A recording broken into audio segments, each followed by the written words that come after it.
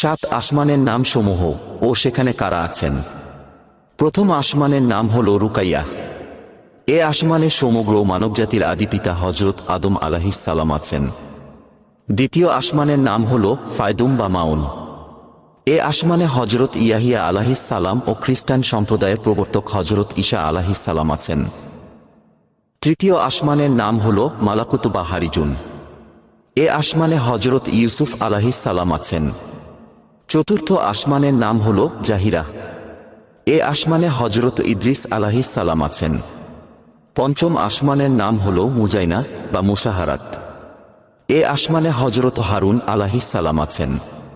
ষষ্ঠ আসমানের নাম হল খালিসা। এ আসমানে ইহুদি ধর্ম প্রবর্তক হজরত মুসা আলাইহিস সালাম আছেন। সপ্তম আসমানের নাম হল লাবিয়াহ বা দামিয়াহ। এ আসমানে হজরত ইব্রাহিম আলাইহিস সালাম আছেন।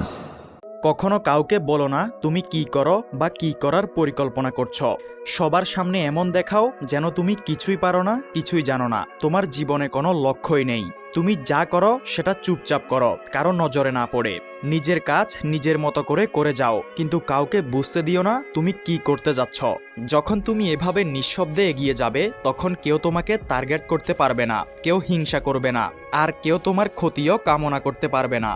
তুমি একা একা নীরবে নিভৃতের সামনে এগিয়ে যাবে, আর ঠিক এভাবেই একদিন সফলতা তোমার দরজায় কড়া নাড়বে।